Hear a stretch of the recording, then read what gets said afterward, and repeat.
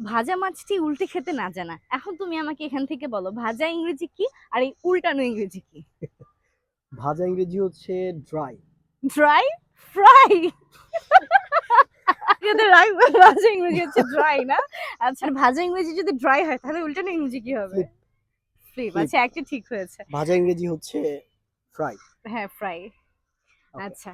So আজকে basically আমরা এই রান্না বান্না রিলেটেড কিছু ভোকাবুলারি শিখবো যেগুলো আমাদের জন্য অবশ্যই জানা জরুরি, নয়তো আমরা এরকম ভাজিকে আবার ড্রাই বলে দিতে পারি।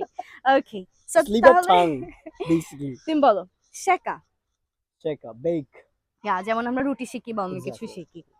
মেশানো, মেশানো mix or mix or blend. You can also say blend blend. Yeah. Exactly, mix or blend. ফুটানো, ফুটানো বয়েল। ফুটন্ত পানি, বয়েলড ওয়াটার। ছোট ছোট করে কাটা।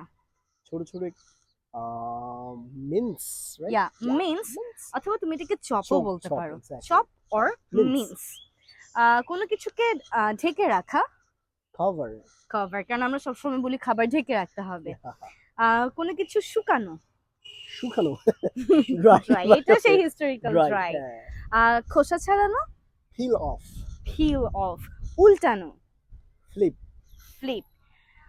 টুকরো করে কাটা, টুকরো করে কাটা মিন্স একবার তো বলেছি, ছোট মিন্স, করে বা অথবা এটাকে বেসিক্যালি এই টুকরো করে কাটাটা বলতে কি আমরা মাঝে মাঝে এরকম করি আদা বা রসুন এরকম গ্রেট করি, সো এটাকে গ্রেট বলা হয়। গ্রেট। ওকে, হ্যাঁ গ্রেটেড বা গ্রেট। ওকে। হ্যাঁ, তারপর হচ্ছে দলা, ডলার। মিট। ভর্তা করা, ম্যাশ। আলু ভর্তা, ম্যাশড পটেটো। Mashed potato. কাঁচা, কাঁচা।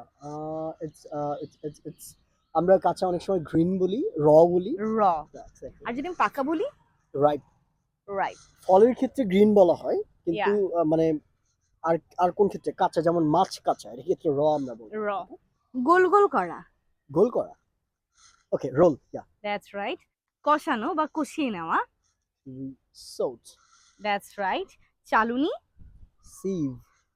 ভেজানো বা ভিজিয়ে রাখা, ভেজানো বা ভিজিয়ে রাখা, এইটা আমরা বলতে পারি সোক। নিংড়ানো, স্কুইজ। এবং সবার শেষে আছে ঝাড়ু দেয়া, ঝাড়ু দিয়ে রান্নাঘরটাকে ক্লিন করে নেওয়া, ঝাড়ু দিয়ে, রাইট? ক্লিন। সুইপ। সুইপ। ও, তো ক্লিনিং তো একই কথাই। ক্লিনও So বলা well যায়। everyone, that's all for today. Don't forget to share this lesson, আর অবশ্যই vocabulary গুলো কিন্তু বারবার রিভাইজ করতে হবে। সো আপনি এগুলোকে খাতায় লিখে দিনে একবার করে কিন্তু দেখতে পারেন। খাতা লেখার থেকে বেশি ইফেক্টিভ হবে যখন রান্না করছেন আপনি, রাইট? যখন কিচেনে রান্না করবেন বা ওয়াইফ রান্না করছে, একটু নিজে নিজে চিন্তা করুন যে কোনটা কি করছে এবং অ্যাকশন গুলোর নাম কি হবে। সো ইংরেজিতে এগুলো কিন্তু খুব হেল্পফুল হবে আপনার জন্য। ঠিক আছে? এগুলো কখন কাজে লাগবে? যখন আপনি কোনো রান্নার রেসিপি বর্ণনা করবেন। ঠিক আছে?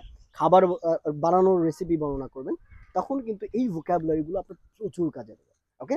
দেখা হবে। আর সামাজিক কাজে লেগে পড়ুন, which is that you have to share this video, right? Okay, see you in the next video.